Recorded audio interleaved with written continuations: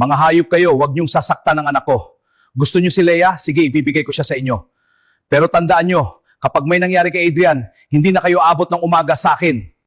Makinig ka sa akin, Leia. Hindi kita isusuko. Gagawin ka lang nating pain para lumabas sina Tess at Myrna at doon natin sila masasalo. Sige, Mayor. Basta siguraduhin niyo lang sa akin na mauuna nating may lalabas ng buhay sina Adrian at Isabel. Ihanda mo ang mga tao. Sa bakanting lote sa Bulacan natin sila pabababain. Walang gagalaw na maaga. Gusto ko buhay sina Adrian at Isabel bago tayo bumira. Kung lalabas sila dahil sa akin, tatayo ako hanggang dulo. Pero ayoko mauna ang yabang kaysa buhay ni Adrian at Isabel. Walang magpapasikat sa gabing to.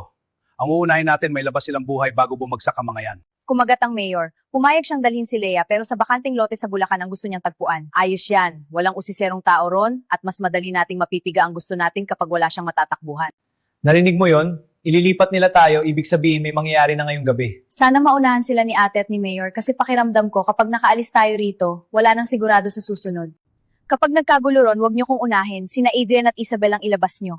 Walang may iwan sa gabing to. Isinama kita para matapos na to, hindi para ibigay ka sa kanila. Mayor, makinig kang mabuti. Pagdating mo sa lote, si Leia lang ang bababa sa harap namin. Makukuha niyo ang gusto niyo, pero siguraduhin mong buhay ang anak ko pag humarap ako sa inyo. Ito na yon. Kapag bumaba si Leia, wala nang atrasan. Kalma lang, huwag kang manginig ngayon. Hawak pa rin natin ang laban hanggat nasa tin sina Adrian at Isabel. Pag huminto tayo, hintayin mo ang senyas ko. Walang gagalaw hanggat hindi ko sinasabing ligtas ang pwesto. Sige, Mayor, basta matapos na to at mailabas natin sina Adrian at Isabel ng buhay.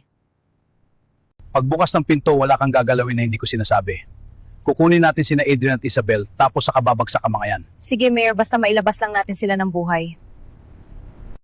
Bumaba na sila, huwag kang magkakamali, Tess. Kalma lang, hanggat hawak natin sina Adrian at Isabel, tayo pa rin ang lamang. Ilapit mo muna sa akin ang anak ko at si Isabel. Saka natin pag-uusapan si Leia. Huwag mo kong inuunahan, Mayor. Si Leia muna ang lalapit, saka mo makukuha ang gusto mo. Leia, wag! Pain lang yan, huwag kang lumapit. Ate, tama na, huwag mo nang isugal ang sarili mo dahil sa amin. Ngayon, Adrian at Isabel ang uunahin. Buhay ang target, huwag kayong sablay. Kopya, Mayor. Kumikilos na kami.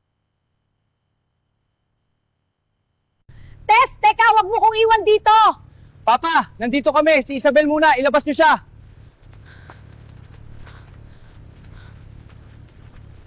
Sumama ka sa akin ngayon din, Leia, kung ayaw mong may sumunod pang bumagsak ngayong gabi. Tess, bitawan mo ko, tapos na to. Si Myrna nahuli na. Bilis. Huwag ka nang tumigil, alis na tayo ngayon din.